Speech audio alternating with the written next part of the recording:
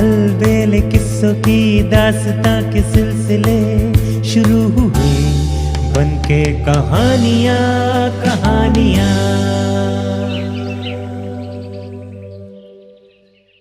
आइए सुनते हैं किस्सा चार दरवेश का, दास्तान तीसरे दरवेश की। ऐ रोम के सुल्तान, मैं अजम देश का शहजादा हूं। मैं जो कहानी तुम्हें सुनाने जा रहा हूं वो बेहद रोमांचक है। ऐसी कहानी तुमने शायद ही पहले कहीं सुनी हो। मैं अपने पिता की इकलौती संतान था। किसी शहजादे को जो सुख और सुविधाएं मिलनी चाहिए वो सारी सुख सुविधाएं मुझे उपलब्ध थीं। मेरे जीवन में सुख ही सुख था। मैं जानता ही नहीं था कि दुख नाम की कोई चीज भी इस दुनिया में होती है। मुझे शिकार करने का बहुत शौक था, इसलिए मेरा अधिकांश समय जंगल में ही व्यतीत होता था। एक बार जब मैं जंगल में शिकार की तलाश में भटक रहा था तो मैंने एक काले रंग का सुंदर हिरण देखा। मैं उसकी सुंदरता पर मुग्ध हो गया। मैं उसे मारना नहीं चाहता था, बल्कि उसे जीवित ही पकड़कर अपने महल में ले जाना चाहता था, जिससे कि दूसरे लोग भी उस खूबसूरत हिरण को देख सकें। इसलिए मैंने उस पर तीर नहीं चलाया और उसे पकड़ने का प्रयास करने लगा। मैंने उसके पीछे अपना घोड़ा दौड़ा दिया, लेकिन हिरण मेरे घोड़े से ज्यादा तीव्रगामी साबित हुआ। वो इतनी तेजी से दौड़ा कि मेरा घोड़ा पिछड़ गया। अब मेरे पास इसके सिवा कोई और चारा नहीं था कि मैं उस पर निशाना साधकर किसी ऐसी जगह तीर छोड़ूं कि हिरण को ज्यादा चोट भी न पहुंचे और वो ज्यादा तेज भाग भी न सके। लिहाजा मैंने उसकी पिछली दाईं टांग का निशाना लगाकर तीर छोड़ दिया। तीर खाकर हिरण थोड़ा लंगड़ाया जरूर, लेकिन वो रुका नहीं। वो एक दिशा में तेजी से दौड़ गया। मैंने भी उसका पीछा न छोड़ा, अपना घोड़ा उसके पीछे लगाए रखा। काफी दूर जाने के बाद सहसा मुझे जंगल के एक छोर पर एक इमारत दिखाई दी। मेरा शिकार उस इमारत में घुस गया और मेरी नजरों से ओझल हो गया। मैंने भी अपना घोड़ा उस इमारत की ओर मोड़ दिया। जब मैं इस इमारत के दरवाजे पर पहुंचा तो मुझे अंदर से किसी के करहाने की आवाज सुनाई दी। फिर किसी ने अत्यंत वेदना भरे स्वर में कहा, हाय, जिसने मुझ पर तीर चलाया है, ईश्वर करे उसे भी ऐसा ही दुख मिले। मैंने घोड़ा दरवाजे पर ही छोड़ा और इमारत के अंदर चला गया। अंदर एक कमरे में एक बूढ़ा आदमी उस घायल हिरण की टांग से तीर निकाल रहा था। उसकी आंखों में आंसू भरे हुए थे। मुझे अपने किए पर पश्चाताप होने लगा। मैंने बूढ़े से कहा, ऐ बुजुर्गवार, मुझे क्षमा कर दो। ये मेरे तीर से घायल हुआ है। मैं बहुत शर्मिंदा हूं। बूढ़े ने क्रोध भरी निगाहों से मेरी ओर देखा और धीरे से कहा, एक बेजुबान जानवर को इस प्रकार घायल करना बहुत बड़ा पाप है।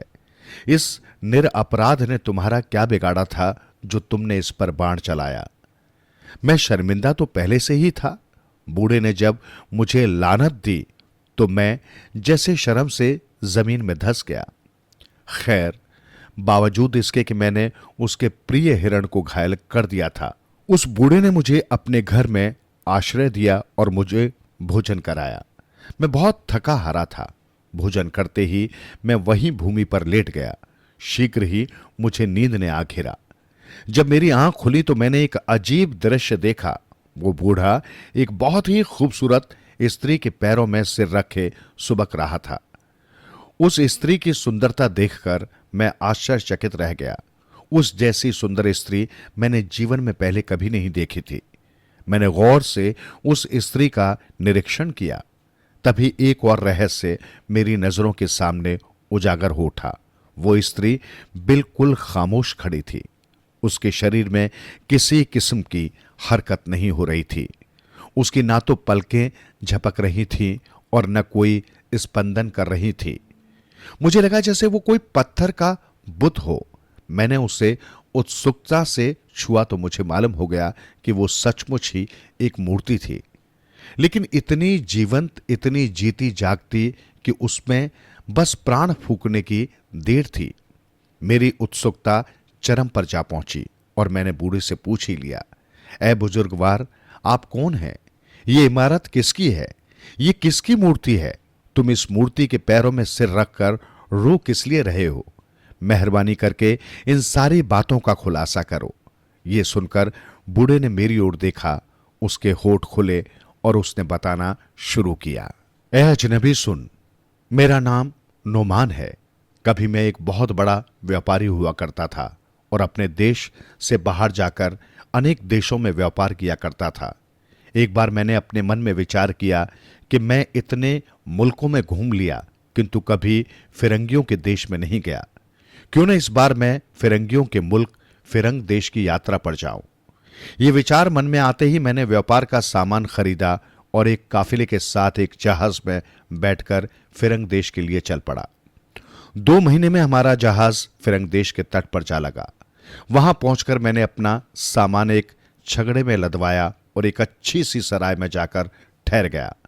समुद्री यात्रा ने मुझे बुरी तरह से थका दिया था, इसलिए कई दिन तक मैं घोड़े बेचकर खूब सोया। जब मेरी थकान दूर हो गई तो मैं नगर की सैर को निकल पड़ा। वो नगर वाकई बहुत खूबसूरत था।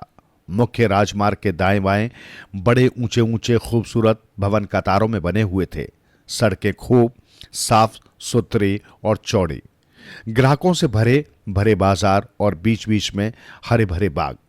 मैंने अनेक देशों की यात्राएं की थी किंतु उस जैसा खूबसूरत नगर मैंने और कहीं नहीं देखा था। एक दिन एक सिपाही हमारी उस सराय में आया जहां मैं अपने काफिले के अन्य व्यापारियों के साथ ठहरा हुआ था। सिपाही ने मुझसे काफिले के सरदार का नाम पूछा। मैंने उसे बताया कि मैं ही इस काफिले का सरदार हूं तो उसने बड़ी गरम जोशी से मुझसे हाथ मिलाया और कहा, इस नगर में तुम्हारा स्वागत है। अपना माल लेकर तुम शाही महल में चले आओ। शहजादी साहिबा ने तुम्हारा माल देखने की इच्छा जाहिर की है। अगर उन्हें माल पसंद आ गया तो वे तुम्हें माल की मुंह मांगी कीमत चुकाएंगी। लेकिन भाई मेरे, मुझे तो राजमहल का रास्ता भी नहीं मालूम, मैंने कहा, और अगर किसी तरह वहां पहुंच भी गया तो मुझे अंदर कौन घुसने देगा? उसके लिए मैं जो हाजिर हूं, सिपाही बोला। मैं कुछ देर इंतजार किए लेता हूं, तब तक तुम अपना सामान सहेज लो। सिपाही एक चारपाई पर बैठ गया और मैं जल्दी जल्दी अपना सामान सहेजने में लग गया। कुछ ही देर बाद तैयार होकर मैं सिपाही के साथ शाही महल की ओर चल पड़ा। मुझे शहजादी के कक्ष में पहुंचाया गया। मैं उसकी सुंदरता देखकर दंग रह गया। वो कोई आसमान से उतरी अप्सरा मालूम होती थी। उसने मुझसे कुछ सामान खरीदा और मैंने जितनी सामान की कीमत बताई तत्काल मुझे चुका दी। फिर उसने मुझसे 2 दिन बाद दोबारा आने के लिए कह दिया। अगले 2 दिन मैंने कितनी बेचैनी से काटे ये मैं बयान नहीं कर सकता। मैं एक क्षण के लिए भी नहीं सोया। मेरे दिमाग में सिर्फ शहजादी की प्यारी प्यारी छवि ही घूमती रही। 2 दिन बाद मैं पुनः शाही महल में जाकर शहजादी के पास पहुंचा। इस बार उसने मुझे गौर से देखा और बोली, सुनो व्यापारी, तुम यहां व्यापार करके धन कमाने के उद्देश्य से ही आए हो ना? जी हां, मैं इसी उद्देश्य से यहां आया हूं, मैंने कहा। मैं तुम्हें मुंह मांगा धन दे दूंगी, लेकिन बदले में तुम्हें मेरा एक काम करना होगा। कौन सा काम? मैंने उत्सुकता से पूछा। उत्तर में शहजादी ने तकिए के नीचे रखा एक पत्र निकाला और मुझे देकर बोली, नगर के बाहर एक बहुत बड़ा शाही बाग है। तुम वहां चले जाओ और बाग के रखवाले को यह पत्र दे देना। शहजादी ने कहा और साथ ही सोने की मोहरों से भरी एक थैली मुझे पकड़ा दी। मैंने शहजादी को झुककर सलाम किया और महल से बाहर निकल आया। शाही बाग तलाश करने में मुझे कोई परेशानी नहीं हुई।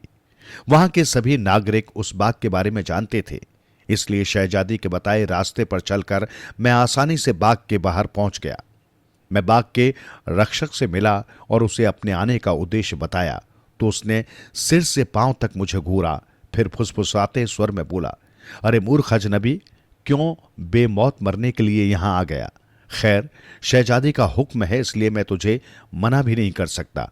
जा, बाग के अंदर चला जा। वहां एक पेड़ों का बड़ा सा झुरमुट है। उस झुरमुट में एक वृक्ष पर लटका हुआ तुझे एक बड़ा सा लोहे का पिंजरा दिखाई देगा। उस पिंजरे में एक युवक कैद है। उसे ये पत्र दे देना। ये पत्र उसी के लिए है। मैं पत्र लेकर आगे बढ़ गया। झुरमुट में पहुंचकर मैंने एक वृक्ष पर लटकता हुआ लोहे का पिंजरा देखा, जिसमें एक सुंदर युवक उदास भाव में बैठा हुआ था। मैंने चुपचाप पत्र उसे सौंप दिया। युवक ने पत्र खोला और पढ़ने लगा। तभी मुझे पीछे से कुछ लोगों के पहुंचने की आहट मिली और फिर देखते ही देखते मेरे दाएं बाएं से कुछ सशस्त्र सैनिक उस झुरमुट से निकल पड़े। उन्होंने मुझे बुरी तरह से मारना शुरू कर दिया। उन कमबख्तों ने मेरे शरीर में नेजे तलवार की नोक चुभो चुभो कर इतने घाव कर दिए कि मेरा सारा शरीर खून में ना उठा। मुझ पर कमजोरी हावी होने लगी और मैं बेहोश होकर वहीं गिर पड़ा। जब मुझे होश आया तो मैंने देखा कि मैं एक चारपाई पर लेटा हुआ हूं और उस चारपाई को 4 आदमी उठाए हुए एक दिशा में ले जा रहे हैं। मैंने उनमें से किसी को कहते सुना, अब इस शव को और ढोने से कोई फायदा नहीं। घावों की वजह से ये तो मर ही चुका है। इसे शवों वाले गड्ढे में फेंको और वापस लौट चलो। आज चील कौवों और गिद्धों को मनपसंद भोजन मिल जाएगा। ये सुनते ही मेरी जान निकल गई। मैं घबराकर चिल्ला उठा, अरे नहीं भाई, ऐसा हरगिज मत करना। मैं मरा नहीं हूं, जीवित हूं। मुझ पर दया करो और मुझे यहां से चले जाने दो। मेरे गिड़गिड़ाने से उन्हें शायद मुझ पर दया आ गई। बजाय मुझे शवों वाले गड्ढे में फेंकने के, वे मुझे एक सुरक्षित स्थान पर ले गए। उन्होंने मुझे भोजन और पानी दिया, मेरे घावों पर मरहम लगाया और मुझसे आराम करने को कहा। कई हफ्ते तक मैं उनके यहां रहा। धीरे धीरे मेरे सभी जख्म भर गए। तो एक दिन मैंने उनसे पूछा, मेरे मेहरबान दोस्तों, तुम लोगों की कृपा से मेरी जान बच गई। मैं इसके लिए तुम लोगों का बहुत आभारी हूं। अब मेहरबानी करके मुझे यह भी बता दो कि वो पिंजरे में बंद युवक कौन था और मुझ पर हथियारों से लैस उन हमलावरों ने किस लिए हमला किया था। तब उनमें से एक ने मुझे बताया, पिंजरे में बंद जो युवक है वो दरअसल यहां के बादशाह का सगा भतीजा है। इस बादशाह से पहले वही इस राज्य का बादशाह था। वो प्रजा का हित चिंतक था, इसलिए यहां की प्रजा उसे बहुत चाहती थी। दुर्भाग्य से एक दिन उसकी मृत्यु हो गई। उस समय उसके बेटे की, जो इस सल्तनत का वाली अहद युवराज था, आयु बहुत कम थी। मरने से पूर्व बादशाह ने अपने छोटे भाई, जो इस समय यहां का बादशाह बना बैठा है, को सौंप दिया और उससे कहा कि जब तक ये राजपाट संभालने के योग्य न हो जाए, राज्य का भार वो संभाल ले। बाद में उसे सत्ता की बागडोर सौंप दे। उसने वर्तमान बादशाह से यह भी कहा कि वो अपनी बेटी का विवाह मेरे बेटे के साथ कर दे, ताकि संबंधों में प्रगाढ़ता बनी रहे। लेकिन छोटा भाई धोखेबाज निकला। उसने सिंहासन पर कब्जा कर लिया और राज सत्ता के सच्चे हकदार अपने भतीजे को पिंजरे में बंद करवाकर सिपाहियों को निर्देश दे दिया कि उस तक उसकी बेटी का किसी भी प्रकार से संपर्क न हो पाए। परंतु उसकी बेटी उस युवक से बहुत प्यार करती है। बादशाह ने बहुत प्रयत्न किए कि शहजादी और उस युवक के दिलों में जलते हुए मोहब्बत के चिरागों को बुझा दे, किंतु हर बार उसे मुंह की खानी पड़ी। यह है पिंजरे में बंद उस युवक का सारा किस्सा। उस युवक की कहानी सुनकर मेरे दिल में उसके प्रति सहानुभूति जाग उठी। मैं एक बार फिर शहजादी के पास पहुंचा और उसे सारी बातें बताई। सुनकर शहजादी की आंखों से आंसू बहने लगे। बोली, तुमने मेरी खातिर बहुत तकलीफें उठाई। मैं इसके लिए तुम्हारी बहुत शुक्रगुजार हूं। अब मैं तुम्हें और किसी नई मुसीबत में नहीं डालना चाहती। तुम्हें जितना धन चाहिए मुझसे ले लो और तुरंत अपने वतन को वापस लौट जाओ। मैंने शहजादी का प्रस्ताव नामंजूर कर दिया और वहीं डटे रहने का निश्चय कर लिया। मैंने इस वीरान इलाके में ये इमारत बनवाई और बहुत अच्छे शिल्पियों को बुलाकर राजकुमारी की ये प्रतिमा बनवाई। अब मैं इसी प्रतिमा को देख देख कर अपने दिन गुजार रहा हूं। ये कहकर नोमान ने अपनी कहानी समाप्त कर दी। नोमान की कहानी सुनकर तीसरे दरवेश ने आगे बताया, ए रोम के बादशाह, नोमान व्यापारी से फिरंग देश की शहजादी की सुंदरता का विवरण सुनकर मेरे मन में भी उसे देखने की उत्कंठा पैदा हो गई और मैं एक लंबी और कठिन यात्रा करके फिरंग देश जा पहुंचा। वहां जाकर शहजादी की एक झलक पाने के लिए मैं व्याकुल होकर सड़कों पर मारा मारा फिरने लगा। एक दिन जब मैं नगर की एक सड़क पर चला जा रहा था तो अचानक बाजार में भगदड़ मच गई। लोग भयभीत होकर घरों में जा घुसे। देखते ही देखते सड़क वीरान हो गई। मैं इसका कारण जानने के लिए बेहद उत्कंठित हो उठा और सड़क से कुछ हटकर खड़ा होकर दाएं बाएं देखने लगा। कुछ ही क्षण बीते थे कि मुझे उस भगदड़ का रहस्य पता चल गया। मुझे सामने से एक युवक तलवार लहराता और जोर जोर से दहाड़ता दिखाई दे गया। उसकी आंखें गुस्से से लाल हो रही थी। उसके पीछे 4 गुलाम कंधों पर काली लकड़ी का एक बड़ा सा ताबूत, मुर्दा रखने का बक्सा उठाए चले आ रहे थे। उस समय न जाने मुझे क्या सूझा कि मैं भी उनके पीछे पीछे चल पड़ा। ताबूत उठाए हुए गुलामों ने मुझे खबरदार किया, अरे अजनबी, वापस लौट जा, क्यों नाहक अपनी जान गंवाने पर तुला हुआ है। लेकिन मैंने उनकी चेतावनी पर ध्यान न दिया और उनके पीछे पीछे चलता रहा। वे लोग एक किलेनुमा हवेली के सामने जाकर रुके। तभी युवक की निगाह मुझ पर पड़ गई। वो तलवार निकालकर मेरी ओर लपका, किंतु मैं भयभीत नहीं हुआ। सिर झुकाकर बोला, बस अब तुम मुझे मार ही डालो ताकि इस नामुराद जिंदगी से मुझे निजात मिल जाए। सहसा युवक का उठा हुआ हाथ रुक गया। उसने तलवार नीचे कर ली और मुझे अपने पीछे आने का संकेत कर दिया। वो मुझे एक बहुत बड़े कक्ष में ले गया और मुझे कालीन पर बैठने का संकेत किया। मैं कालीन पर बैठ गया।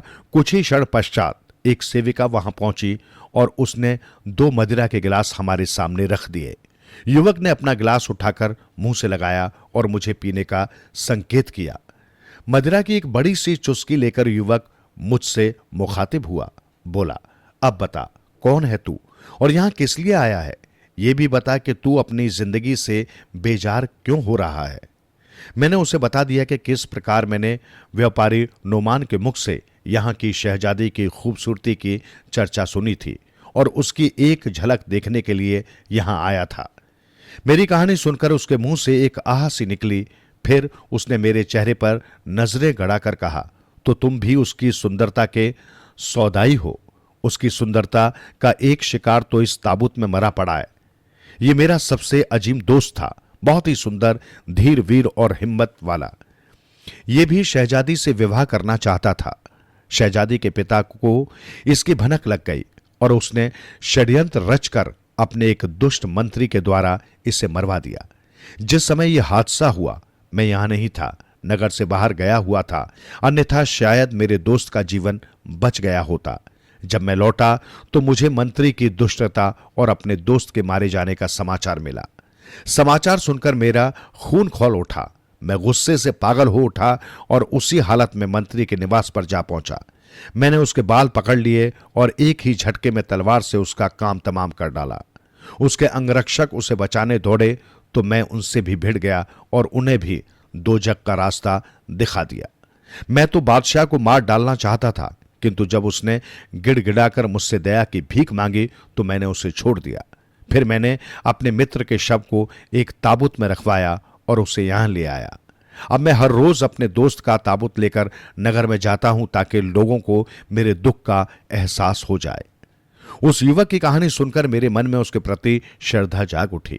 मैं उसके पैरों में गिर पड़ा। बोला, ए मेहरबान, यदि तुम मुझे शहजादी का दीदार करा दो तो मैं तुम्हारा जीवन भर एहसान मानूंगा। वो बोला, मैं वादा तो नहीं करता, फिर भी कोशिश करूंगा कि शहजादी से तुम्हारी भेंट हो जाए, लेकिन इसके लिए पहले मुझे शहजादी से पूछना पड़ेगा। जब उसने शहजादी को मेरे बारे में बताया तो उसने मुझे अपने महल में आने की आज्ञा दे दी। धड़कते दिल के साथ मैं शाही महल में पहुंचा। वहां शहजादी का रूप देखकर मेरी आंखें चौंधिया गई। सचमुच ही वो बेहद खूबसूरत थी, इतनी खूबसूरत जैसे चांदनी ने सिमट कर मानवीय रूप धारण कर लिया हो। शहजादी मुझसे मिलकर बहुत खुश हुई।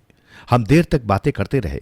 उसने मुझे इस बात की इजाजत दे दी कि मैं जब भी चाहूं उससे मिलने के लिए महल में आ सकता हूं। तत्पश्चात मैं शहजादी से मिलने के लिए उसके पास जाता रहा। एक दिन बातों ही बातों में मैंने उससे अपने मन की बात कह दी। शहजादी, मेरे साथ विवाह कर लो, नहीं तो मैं मर जाऊंगा। वो बोली, अगर मेरे पिता को पता चल गया तो तुम्हें मरवा देंगे।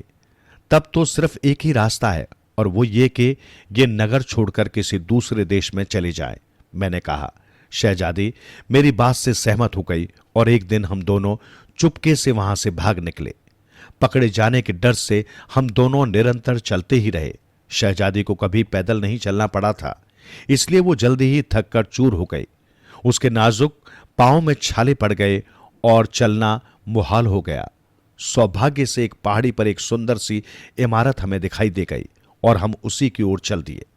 जब हम दोनों उस इमारत में दाखिल हुए तो वहां हमें कोई नजर नहीं आया। अलबत्ता इमारत अंदर से बहुत अच्छी तरह से सजी हुई थी। फर्श पर कीमती कालीन बिछे हुए थे, छतों पर झाड़ फानूस लटके हुए थे। मैंने शहजादी को एक नरम बिस्तर पर बैठाया और रसोई घर में चला गया। हमारे सौभाग्य से रसोई घर में ताजा पका हुआ भोजन मिल गया। हम दोनों ही भूखे थे, इसलिए भरपेट भोजन किया। फिर शहजादी तो बिस्तर पर पड़ गई और मैं ये देखने के लिए बाहर निकल गया कि पहाड़ी के उस पार क्या है। उधर शाही महल में अफरा तफरी मची हुई थी। शहजादी के महल से निकलते ही बादशाह को खबर मिल गई थी कि शहजादी महल से भाग निकली है। उसने उसकी खोज में चारों ओर अपने गुप्तचर भेज दिए। जब उन गुप्तचरों को शहजादी का कोई खुर खोज नहीं मिला तो उसने अपनी खास बुढ़िया दूती को बुलाया जो ऐसे कामों में माहिर थी। वो खूसट बूढ़ी शहजादी के पद चिन्हों को खोजती, मार्ग में पड़ने वाले गांव के लोगों से पूछती हुई उस इमारत तक आ पहुंची। उसने इमारत का दरवाजा खटखटाया। शहजादी ने समझा कि मैं वापस लौट आया हूं, इसलिए उसने दरवाजा खोल दिया। बूढ़ी तुरंत शहजादी को पहचान गई। शहजादी ने उससे उसका परिचय पूछा तो उसने एक झूठी कहानी गढ़कर सुना दी। बोली, मैं एक काफिले के साथ वाले मुल्क में जा रही थी। रात को हमारे काफिले ने यहां से कुछ दूर पड़ाव डाला। सुबह जब मेरी आंख खुली तो काफिला जा चुका था। मैं अकेली रह गई। अब रास्ता खोजती हुई किसी तरह से इस इमारत तक पहुंची हूं। मेरे पास न तो भोजन है न पानी। जो कुछ पैसे मेरे पास थे वे भी सामान के साथ काफिले वाले ले जा चुके हैं। समझ में नहीं आता अब मैं क्या करूं। शहजादी को उस पर दया आ गई। वो बूढ़ी को अंदर ले आई और उसे भोजन कराया। जब बुढ़िया का पेट भर गया तो उसने उसे कुछ सोने की मोहरें देकर विदा कर दिया, जिससे रास्ते में उसे कोई कष्ट न हो। बुढ़िया को विदा किया। अभी कुछ ही देर हुई थी कि शहजादी को बाहर कोलाहल सुनाई दिया। वो झटपट बिस्तर से उठकर बैठ गई। तभी एक लंबा चौड़ा युवक तलवार उठाए इमारत में दाखिल हुआ। उसकी तलवार से खून टपक रहा था। शहजादी उसे देखते ही चिल्ला उठी। उसी समय मैं भी वहां पहुंच गया और लपक कर शहजादी के पास पहुंच गया। हम दोनों ही उस युवक से डरे हुए थे, लेकिन तभी युवक ने हमारी शंका निर्मूल कर दी। बोला, तुम लोग डरो नहीं। मेरा नाम बहजाद है और मैं इस भवन का मालिक हूं। मैं एक शिकारी हूं और प्राय घर से बाहर ही रहता हूं। आज मैं सही समय पर लौट आया। वो बूढ़ी बादशाह की मुखबिर थी और उसी के द्वारा यहां भेजी हुई थी। मैंने उसे पहचान लिया और उसका काम तमाम कर डाला। यदि मैं ऐसा न करता तो वो बादशाह के पास जाकर सारी बातें बता देती और फिर हम सब मुसीबत में पड़ जाते। मैंने तुम दोनों को भी पहचान लिया है। तुम्हारा यहां स्वागत है। इसे अपना ही घर समझो और जब तक तुम्हारा जी चाहे यहां रहो। उसके व्यवहार से हमारा डर दूर हुआ। हम मित्र बन गए और लगभग 1 महीने तक उसके यहां मेहमान बनकर रहते रहे। बहजाद ने दिल खोलकर हमारी आव भगत की। आखिर एक दिन मैंने उससे कहा, दोस्त, तुम्हारे साथ इतने दिन ऐसे हंसी खुशी से व्यतीत हो गए कि हमें पता ही न चला, लेकिन अब हमें जाने की आज्ञा दो। यह सुनकर उसका चेहरा उतर गया। बोला, इतनी जल्दी? क्या मुझसे कोई गलती हो गई? मित्र, कैसी बात करते हो दोस्त? मैंने उसका हाथ अपने हाथ में लेकर प्यार से उसे थपथपाते हुए कहा, जो कुछ तुमने हमारे लिए किया है वो कोई दूसरा नहीं कर सकता था। फिर इतनी जल्दी जाने की वजह क्या है? बहजाद ने पूछा। घर से निकले मुझे बहुत दिन हो गए हैं। मैंने कहा, वतन की याद सता रही है और फिर लौटकर वहीं तो जाना है ना, इसलिए। भाव तिरके से बहजाद का गला भर आया। बोला, ठीक है भाई, अपने वतन को कौन भूल सकता है। जैसी तुम्हारी इच्छा। मैं तुम्हें इस देश की सीमा तक छोड़ाऊंगा। हम तीनों घोड़े पर बैठकर चल पड़े। सीमा के समीप एक तेज धार वाली नदी मिली। नदी में अचानक शहजादी घोड़े से फिसल पड़ी और नदी के बहाव में बह चली। ये देखकर बहजाद पानी में कूद पड़ा। नदी का बहाव बहुत तेज था। बहजाद शहजादी को तो न बचा सका, बल्कि इस प्रयास में वो स्वयं भी नदी के गहरे जल में समा गया। दोनों डूब गए। मुझ पर जैसे बिजली टूट पड़ी। मुझे अपना जीवन व्यर्थ लगने लगा। मैंने स्वयं भी नदी के तेज बहाव में छलांग लगानी चाहिए, किंतु ये सोचकर नदी में न कूदा कि शायद वे दोनों बच गए हों और आगे चलकर मिल जाए। मैं बहुत देर तक नदी के बहाव के साथ साथ उसके किनारे किनारे चलता रहा, लेकिन उनका कोई चिन्ह मुझे दिखाई न दिया। आगे एक ऊंची सी पहाड़ी मुझे दिखाई दी और मैं उनके ख्यालों में डूबा हुआ उस पर चढ़ता गया। मैंने सोचा, अब जीना व्यर्थ है, क्यों न इस पहाड़ी से नीचे कूदकर अपनी जीवन लीला समाप्त कर डालूं। ऐसा सोचकर मैं उस पहाड़ी से नीचे कूदने को तत्पर हुआ, पर तभी एक खुदाई फरिश्ते ने आकर मुझे पीछे से खींच लिया। बोला, अरे मूर्ख, ये जीवन अनमोल है, ये खुदा की अमानत है, इसे क्यों व्यर्थ ही खोने पर आमादा है। तेरे जैसे न जाने कितने इंसान हैं जिनकी आरजुएं पूरी नहीं हुई, लेकिन उन्होंने तो कभी तेरी तरह आत्महत्या करने की नहीं सोची। भाई मेरे, इस जीवन से इतना निराश मत हो। जा, रोम देश में चला जा, वहां तुझे तेरे जैसे और भी मिलेंगे और वहीं तेरे मन की मुराद भी पूरी हो जाएगी। इतना कहकर वो खुदाई फरिश्ता जिस प्रकार प्रकट हुआ था उसी प्रकार गायब भी हो गया। खुदाई फरिश्ते की बातों से मेरी खोई हुई आशाएं फिर से जागृत हो उठी और मैं जोश में भरकर रोम के लिए चल पड़ा। रास्ते में मैंने अनगिनत मुसीबतों का सामना किया, लेकिन अंततः मैं यहां पहुंच ही गया और अब आप लोगों के सामने हूं। यह कहकर तीसरे दरवेश ने अपनी दास्तान समाप्त कर दी और एक लंबी सी चुप्पी साध कर बैठ गया। अब सुल्तान ने चौथे दरवेश की ओर देखा और उससे आग्रह किया कि वो भी दास्तान बयान करे। चौथे दरवेश ने उठकर सुल्तान को आदाब बजाया और अपनी दास्तान कुछ इस तरह से सुनानी आरंभ की।